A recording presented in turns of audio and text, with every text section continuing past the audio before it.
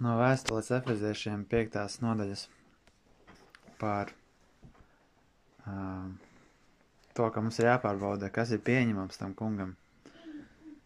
Iepriekš šī nodaļa sākās ar to, kur Pāvils teica, lai mēs sekojam Dievam kā mīļie bērni. Viņš arī teica, kā jāsteigā, kā pienākas svētajiem. Viņš minēja dažādus grēkus, kuri nedrīkst būt minēti starp mums, un ka pasaule tajos steigā kā mantkārība vai nešķīstība vai netiklība, bet ka mums jābūt svētiem, jo mēs esam svēti. Un viņš arī teica, ka mēs kādreiz bijām tumsa, bet tagad esam gaisma tai kungā. Un pagājušais runāja par to, ka jāsteigā kā gaismas bērniem. Un cik lielu pretstatu Dievs ir ielicis dabā, cik liela atšķirība ir ielicis starp tumsu un gaismu un nakti un dienu. Ka tāpat kā viņas atšķirās, tāpatās arī Dievs ir veidojis atšķirību starp šīs pasaules bērniem un gaismas bērniem, starp nepaklausības bērniem un tiem, kas ir viņa bērni. Un es izlasīšu no 8. panta līdz 14. Kuras jau nedaudz runāju par šiem pantiem, bet visu ne līdz galam.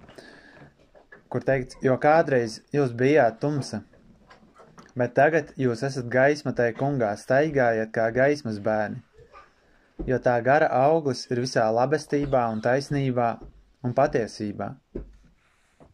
Pārbaudīdami, kas ir pieņemams tam kungam, un lai jums nav sadraudzības ar tumsas neauglīgajiem darbiem, bet drīzāk tos norājiet, jo ir kauns pat runāt par to, kas no tiem tiek darīts slepeni.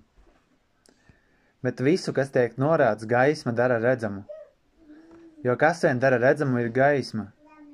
Tādēļ viņš saka, uzmosties tu, kas guli, un uzcelēs no mirušajiem, un Kristus tev dos gaismu. Es pagājušajā reizē nedaudz pārskatīju šos pantus, un jūs redzat šo pretstatu starp gaismu un tumsu, un viņš saka, kādreiz jūs bijāt tumsa, bet tagad jūs esat gaisma un staigājiet kā gaismas bērni. Un arī viņš saka, ka ir kauns pat runāt to, kas tiek darīts slepeni, jeb tumsā, un lai arī jums nav sadraudzība ar tumsas neauglīgajiem darbiem, bet savukārt jūs esat tie, kas norāja tos, un viņš saka, ka gaisma ir tā, kas norāja, tā, kas dara redzamu. Un jūs esat tie, kas dara redzamu, un viņš arī citā vietā Jēzus teicis, ka jūs esat pasaules gaisma, un ka mums ir jābūt tiem, kas norāda cilvēkiem uz grēku. Jēzus ir tā gaisma, kas ir mūsos, un caur viņu mēs arī varam būt gaisma, kā viņš saka. Tagad jūs esat gaisma tai kungā. Un es pārskrēju nedaudz pāri tam, kas tur rakstīts iekavās, kur viņš saka, jo tā gara auglis ir visā labestībā un taisnībā un patiesībā, un arī tālāk, kur viņš saka, pārbaudīdami, kas ir pieņemams tam kungam. Viņš runā par to, kādā veidā tiek nesti augļi, kad mēs steigājam gaismā. Jo gara auglis viņš veidojas šādos apstākļos. Mēs varam redzēt dabā, ka visiem augļiem, lai viņi veidotos, viņam vajag gaismu augiem. Tumsā viņi neveidojas, un viņš saka, tumsā ir neauglīgi, jo viņš saka, lai jums nav sadraudzības ar tumsas neauglīgajiem darbiem. Tie ir neauglīgs, tas ir tāds, kas nenes nekādu labumu, kas ir nederīgs.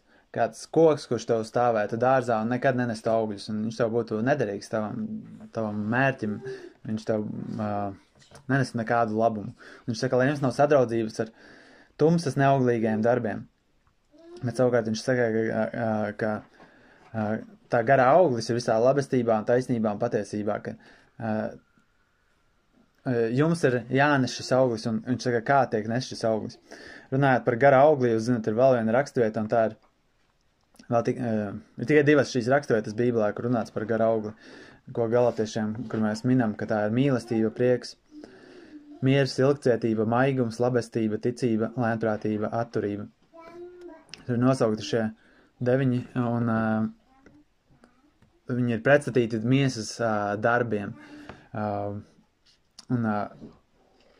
Mēs esam par tā runājuši, ka tas ir auglis, kas tiek nests, ja cilvēks staigā garā, ja viņš ļauj garam viņā darboties, nest šo augli. Bet šeit efeziešiem īsti nav teikts, kas ir gara auglis, bet tur ir teikts, kā tas tiek nests. Galatiešiem tiek nosaukts, kā mēs varam redzēt, tas ir gara auglis.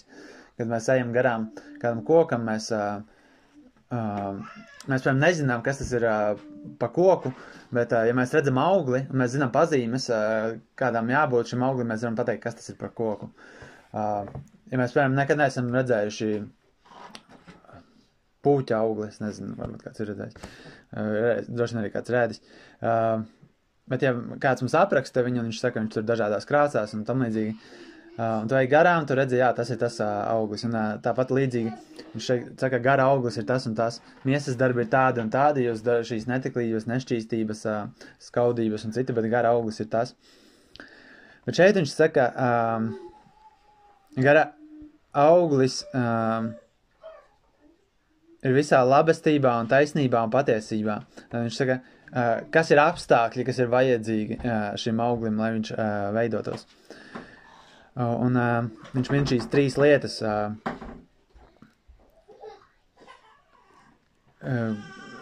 Visa labestība, taisnība un patiesība.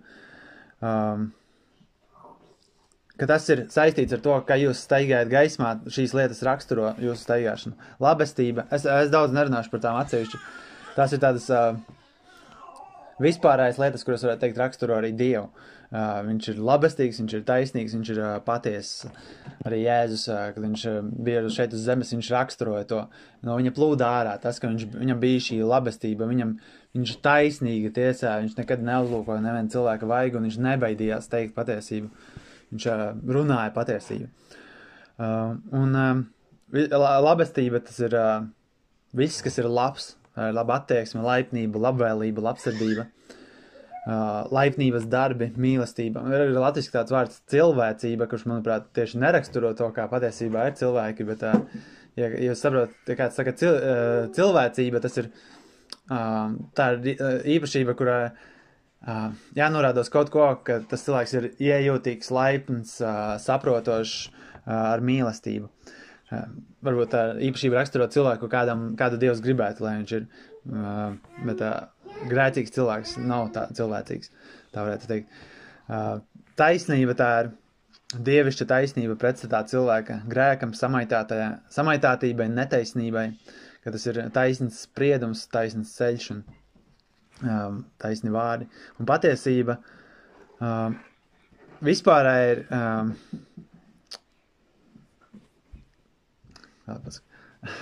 kaut kas tāds, kas ir patiesis jebkurā lietā. Pretstatā tam, kas ir liekuļots, izdomāts un nepatiesis, visu, ko cilvēki izveido. Dieva patiesība tā ir. Un viņš runā par to gara augli, ka tas ir, kad mēs staigājam gaismā. Un šodien es gribēju parunāt nedaudz par to, ko viņš saka nākamajā pantā, pārbaudīdami, kas ir pieņemams tam kungam. Tātad viņš saka, staigājiet kā gaismas bērni, un tur ir tālāk šis iekos, un tāds tam ir, viņš saka, pārbaudīdami, kas ir pieņemams tam kungam. Tātad staigājiet tā, lai jūs pārbaudītu tas, kas ir pieņemams tam kungam.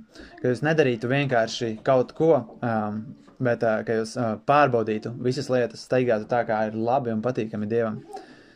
Un dažkārt vārds pārbaudīt cilvēkiem varētu asociēties ar to, ka tev ir jāizmēģina viss. Līdzīgi kā Salmans darīja, ka viņš teica, es nodavos līgsmībai, es nodavos vīnam, es izmēģināju tur muļķību un gudrību, un tad es sapratu, kas ir labāk. Bet mums tas nav viss, mums nav viss jāizmēģina, lai zinātu, kas ir slikts. Mums arī nav,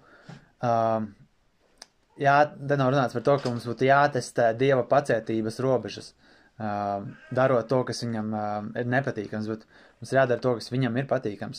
Mēs varam Bībelē dažkārt redzēt, piemēram, ķēniņu grāmatā ir ceļšķi, kur ķēniņi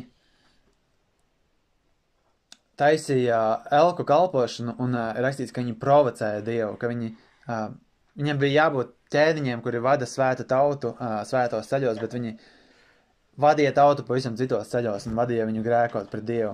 Piemēram, par Bāšu ir teikts, ka par viņu tika sludināts, proti par visu viņa ļaunumu, ko viņš darīja tā kunga acu priekšā, provocēdams viņu uz dusmām ar savu roku darbu, būdams kā Jerabēla nams un tāpēc, ka viņš viņu nogalināja. Tā rakstīts, ka viņš viņu, ka Dievu provocēja viņa acu priekšā. Viņš taisīja šos elkus un pielūdza viņus, un visi pārējie viņam sekoja līdzi. Arī 1. korintiešiem mums ir teikts, ka lai mums nav nekādas sadraudzības ar velniem, viņš saka, jūs nevarat dzert tā kunga kausu un velnu kausu, jūs nevarat būt tā kunga galda un velnu galda dalībnieki, vai mēs to kungu provocējam uz greizsirdību, vai mēs esam stiprāki par viņu. Tad viņš arī saka, ka esiet pēc iespējas tālāk no tā, kas ir grēks un kas Dievam ir nepatīkams. Lai jums nav nekāda sadraudzība ar elkiem.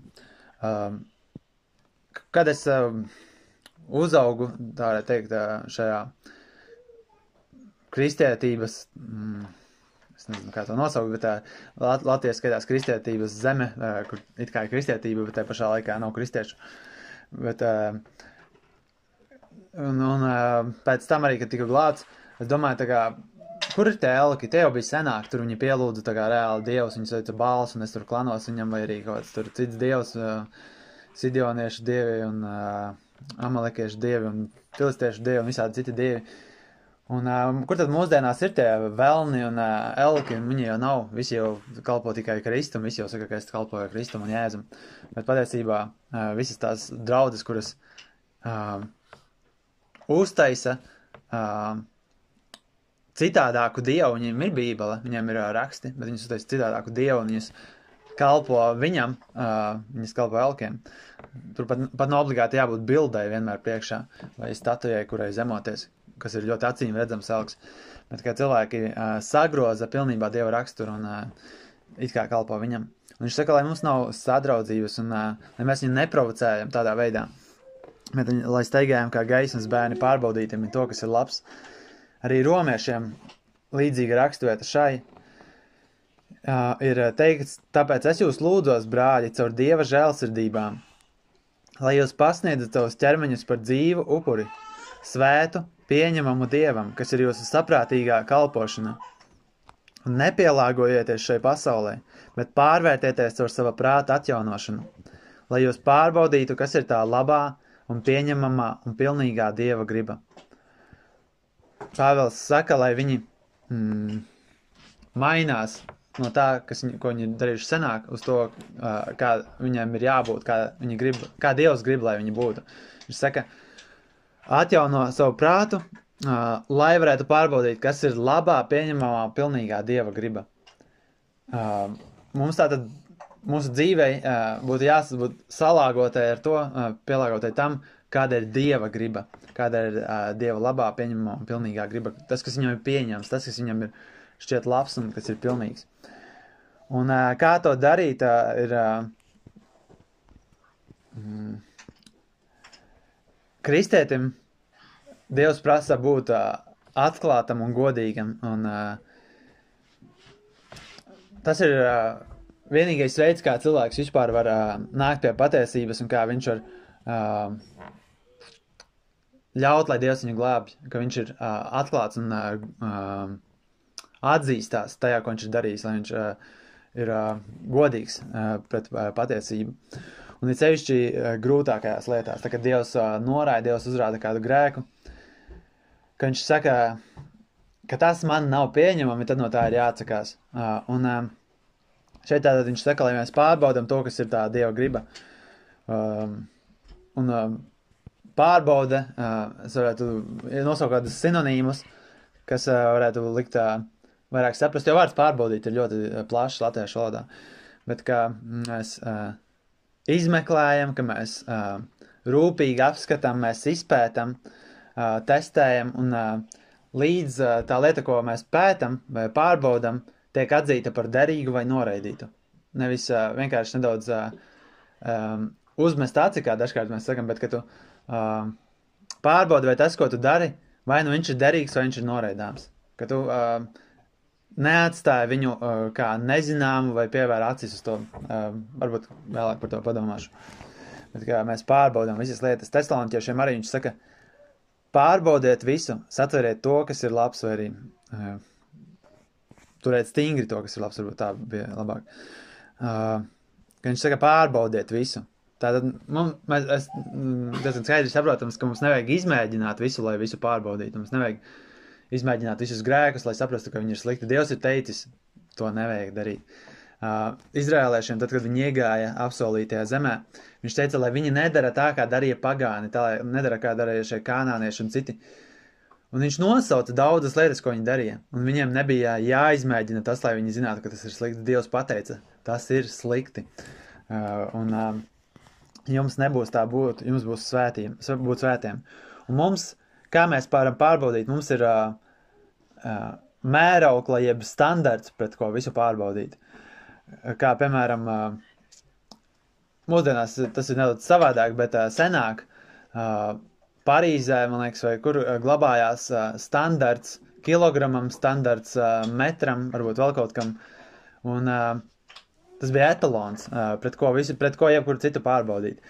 Un, man liekas, tagad arī katrās valstīs, mūsdienās tas notiek arī citādās veidos, tur digitālās veidos un citādāk. Bet bija šie standarti, pret kuriem pārbaudīt, vai tas ir metrs, jo, ja piemēram, uztaisa citu paraugu, no tā parauga uztaisa vēl citu paraugu, un no tā parauga taisa kaut ko citu, var gadīties, ka ir kaut kāda novirza beigās. Un ja tu pārbaudi pēc tam to, pēc sākotnējā parauga, vai tas sakrīt. Arī es zinu, ka Padomju Savienībā ļoti daudz bija šāda veida problēmas, ka ir jāsaražo standarta detaļa, un ir ļoti liela novirze no tā, kas bija sākotnēji pareizs. Un saražots, piemēram, 1000 detaļu, bet viņas visas nav derīgas, tāpēc, ka viņas visas bija ar nelielu nobīdi, viņas nedara traktorā vai nezinu kam citam. Un viņas vienkārši metamas ārā. Tāpēc, ka cilvēki nepārbaudīja, vai viņas sakrīt ar to, kas ir pareizs, vai to, kas ir standarts. Un viņš saka, un mums ir jāpārbauda visas lietas. Šajā romiešu rakstvietā viņš saka, pārvērtieties ar savu prātu atjaunošanu, un viņš saka, lai jūs varētu pārbaudīt. Ka mūsu tātad prāts pielāgojas Dieva prātam, un mēs pielāgojamies tam, kā Dievs skatās uz jebkuru lietu. Tāpēc mums arī jādomā, ka mums ir jāienīst tas, ko Dievs ienīst, un arī jāmīl tas, ko viņš mīl. Un es zinu, dažkārt cilvēkiem, skatoties uz veco darību, viņi saka, tur ir briesmīgs Dievs, vai arī kā tādas lietas varēja viņš darīt, vai arī sakām vārdos vai psalmos kaut kas nav pieņemams vai patīkams, bet tas arī ir Dieva vārds, un tad ir jāpielāgojas tam, kā Dievs uz to skatās. Un kā mēs varam visu pārbaudīt, ir caur Dieva vārdu. Tas ir šis standarts, tas ir šis zelta etalons. Jeb, varētu arī teikt, mēs viņu varētu salīdzināt ar lineālu. Es varētu teikt, ka šis ir 45 cm, es nezinu, varbūt 35. Vienīgais veids, kā to izdarīt, ir pārbaudīt, noliekot kaut ko blakus, kas tiešām ir atbilst šiem mēriem, noliekot lineāli. Un mums pašiem sevi ir jāpārbauda, un viss, ko mēs daram, vai tas ir patīkams Dievam. Galatiešiem 6 ir teikts, bet lai viens pārbauda pats savu paša darbu, un tad viņam būs priecāšanās pašam sevi vien un ne citām. Tur gan ir vēl viens pants pirms tam, kurš ir labs, kur teikt, jo ja kāds domā, ka viņš pats ir kaut kas, kad viņš nav, nekas viņš pieviļas.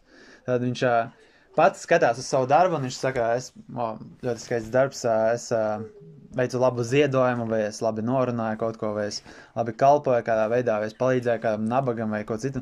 Viņš paskatās uz savu darbu, un mēs vienmēr nesakam tādiem vārdiem.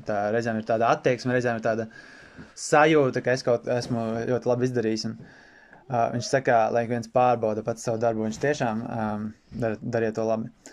Arī 2. korintiešiem Pāvils saka, izmeklējiet sevi, vai esat ticībā, pārbaudiet paši sevi. Vai jūs paši nezināt, ka Kristus ir jūsos, ja vien jūs neesat nelieši. Tad arī viņš min, ka mums nav vienkārši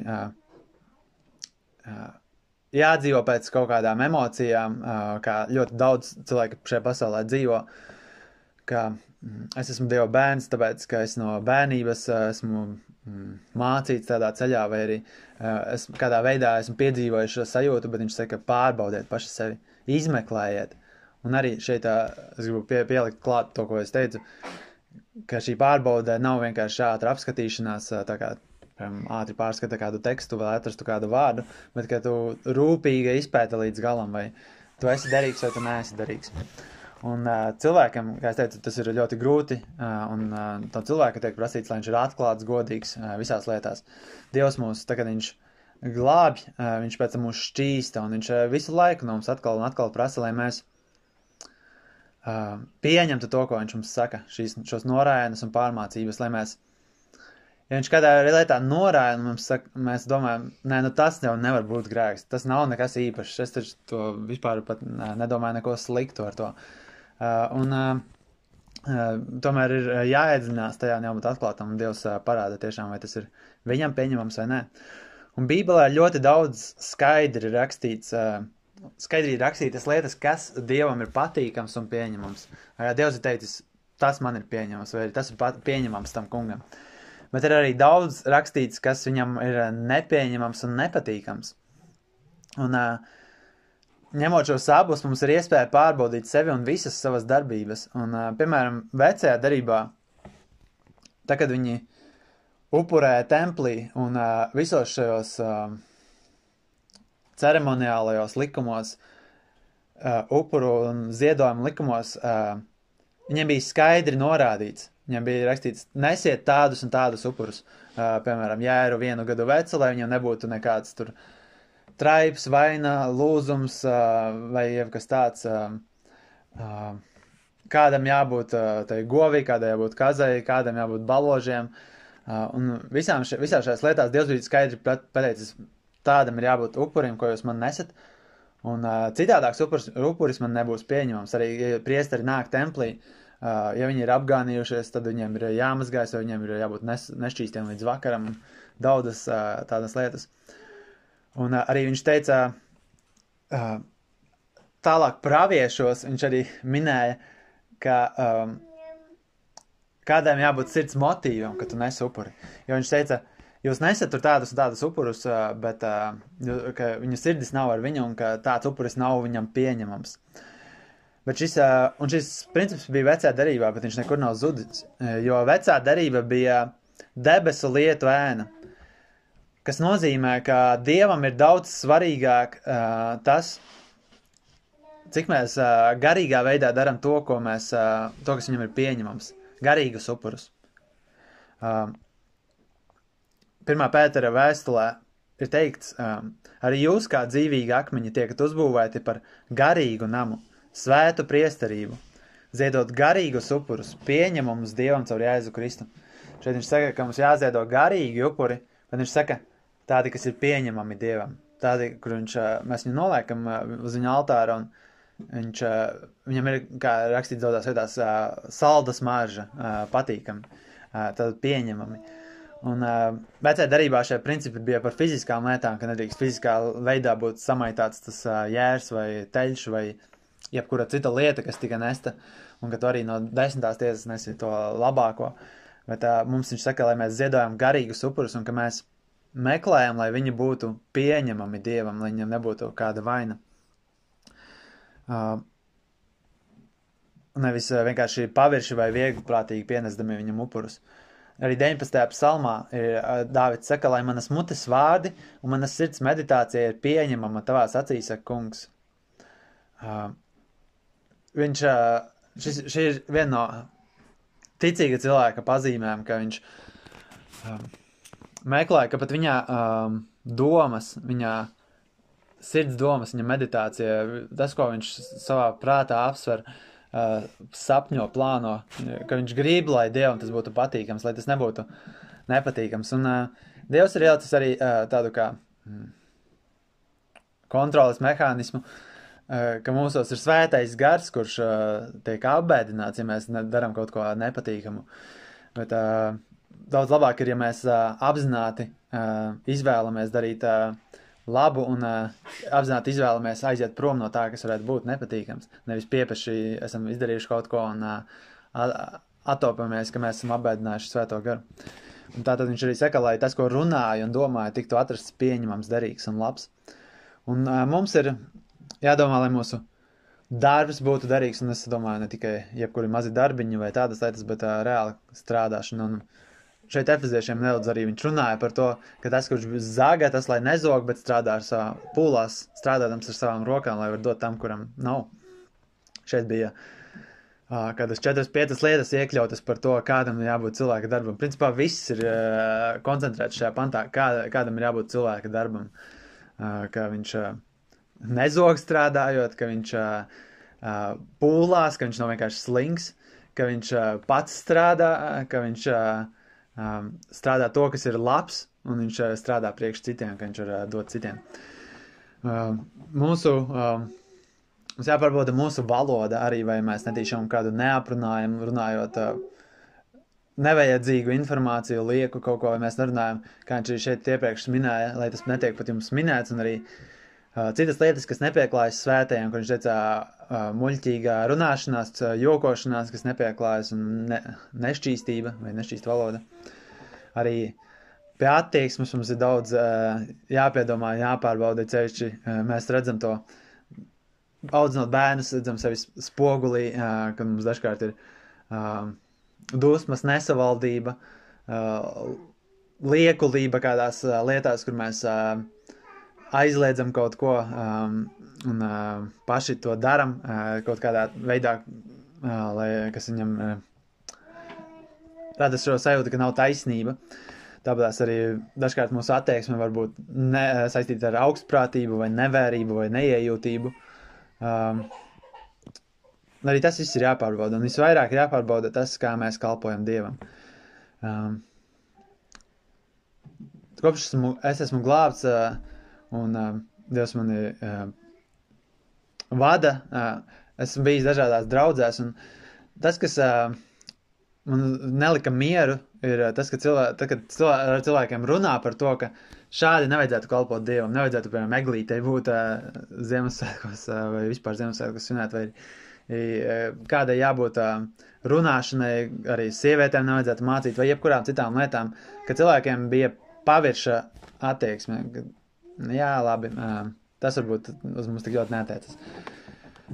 Bet Dievs grib, lai mēs daram, pārbaudam visas lietas, to, kā viņš grib, lai mēs viņu pielūdzam, slavējam, nesam upurus. Arī kādu mūziku mēs spēlējam, ka šī pasaules mūzika nedara, un viņa daudzos veidos samaitāta. Mums ir jāpiedomā par to, ka mēs nevaram būt bezrūpīgi. Mums jāskatās Dieva vārdā, kas ir rakstīts par kristībām, jo daudz cilvēkiem ir pavirša attieksme, un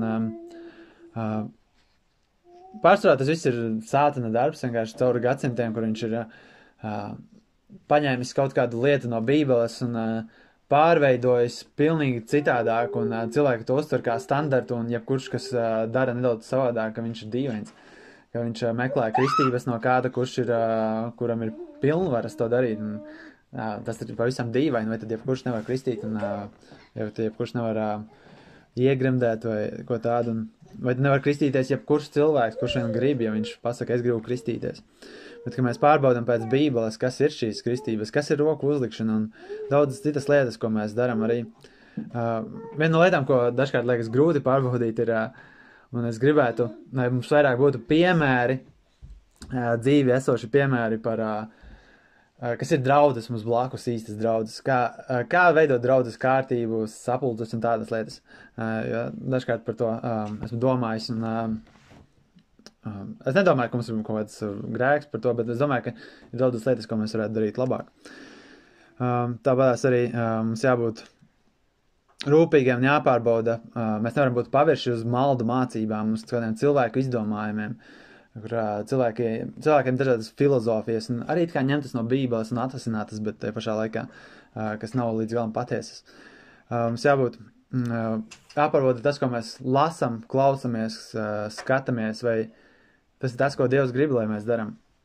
Ceļši, ja runa par garīgām lietām, ka mums jābūt ļoti uzmanīgiem, lai mēs netiekam sagānīti, samaitāti, pievilti, piesārņoti kādā veidā.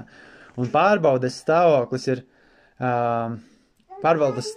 raksturo mūžums, skaidrs prāts, apzināta rīcība. Ja tev ir jāpārbauda kāds darbs, piemēram, man ir tulkojot dažkārt darbi, kur ir jāpārlasa, jāpārbauda. Es nevaru būt aizmidzis, es nevaru būt neskaidrā prātā, es nevaru būt emocijās kaut kur citur. Man ir skaidri jāsaprot, jāapzinās vārdi, teikumi, visa kopējā teksta jēga, kā viņa iet kopā ar visu, kā katrs teikums iet kopā un kas tur vispār tiek teikts. Un tad man jābūt možam skaidrā prātā.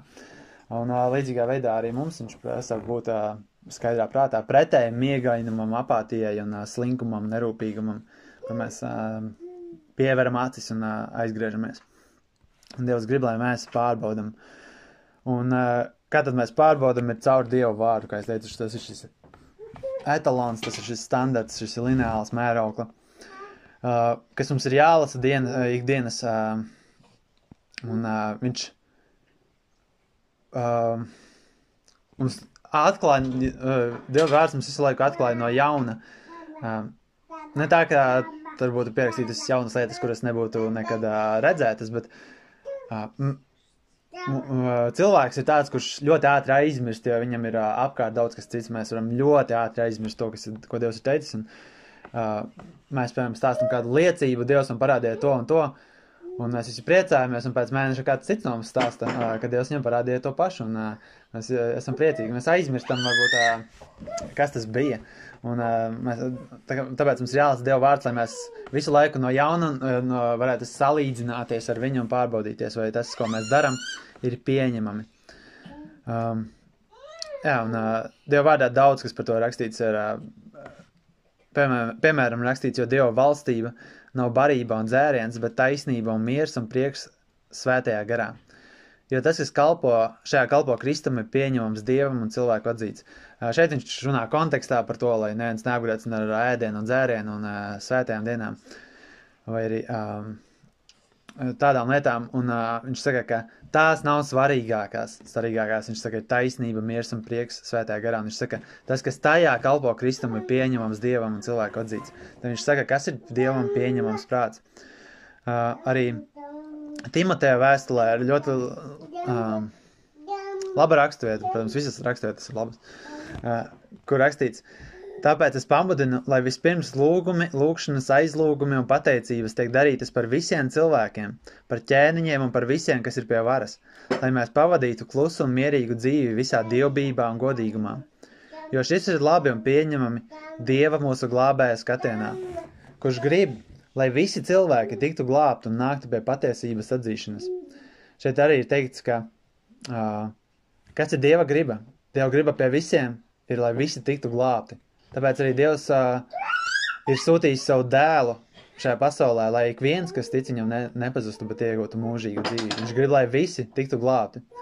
Tātad tā ir griba, viņa griba visiem. Ja cilvēks jautā, kāda ir Dieva griba, tad tu vari teikt, Dieva griba ir, lai tu tiktu glābts, lai nāktu pie patiesības atzīšanas, ka ne tikai vienkārši sauktos par kristieti, vai es ticu Jēzum, vai ticu Dievam, bet lai nāktu pie patiesības, lai tu spētu atzīt, pieņemt patiesību, un tā patiesība tevi darīs brīvu. Bet šeit arī viņš saka, kas ir Dieva griba pie mums. Viņš saka, lai mēs par viņiem lūdzam. Viņš saka, jo tas ir labi un pieņemami Dieva mūsu glābēja skatienā. Un es lasu šīs rakstītas vienkārši, lai atgādinātu, jo mēs ikdienā mēs dzīvojam, mēs domājam, jā, šajā lietā es daru to, kas ir Dievam labi, bet mēs aizmirstam par citām lietām, kas Dievam ir pieņemami, kas Dievam ir patīkami. Viņš saka, tas ir svarīgi, tas arī ir svarīgi, un viņš grib, lai mēs zinām šīs lietas, un lai mēs darām to, kas viņam ir pieņemams. Arī tāpat tālāk viņš nedaudz šajā pašā nodaļā Efeziešiem raksta, tādēļ neesiet negudri, bet saprastami, kas ir tā kunga griba. Tādēļ neesiet muļķi vai arī tādi, kuriem nepiemīt gudrība, bet kur ir vienkārši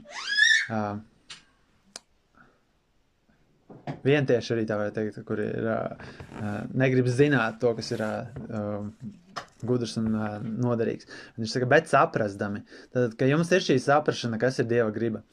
Un tātad, kāda gudrība ir vajadzīga, lai saprastu, ko Dievs grib.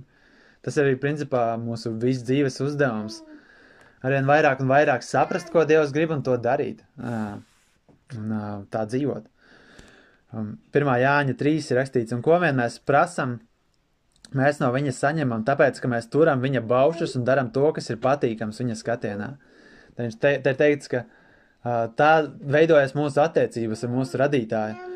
ka mēs esam tie, kuriem kaut ko vajag, un mēs viņam lūdzam, prasam, un viņš saka, mēs to varam saņemt tad, ja mēs darām viņa baušus, un ja mēs darām to, kas ir patīkams viņa skatienā, mēs pārbaudām, kas viņam ir pieņemams. Kolosiešiem arī viens ir teikts, Kolosiešiem 1.9 teikts, šī iemesla dēļ arī mēs kopš dienas, kad to dzirdējām, nemitējamies par jums lūgt un vēlēties, lai jūs tiktu pildīti ar viņa gribas atzīšanu visā gudrībā un garīgā saprašanā, lai jūs staigātu tā kunga cienīgi uz visu patikšanu, būdami auglīgi ikvienā labā darbā un pieaugdami Dieva atzīšanā. Šeit Pāvela lūkšana ir par kolosiešiem, lai viņi tiktu pildīti ar Dieva gribas atzīšanu, ka viņi saprot, kas ir Dieva griba, un lai viņi izpatīk viņam visās lietās. Tad šeit viņš runāja par šiem pantiem, kur viņš saka, staigājiet kā gaisma, viņš saka, kādreiz jūs bijāt tumsa, bet tagad jūs esat gaisma tai kungā. Kādreiz jūs staigājat tāpat kā pasauli staigā, bet tagad nē, tagad staigājat kā gaismas bērni. Un kādreiz jūs staigājat pretī tam, kas Dievam ir pieņemams un patīkams, bet tagad viņš saka pārbaudīdami, kas Dievam ir patīkams un pieņemams.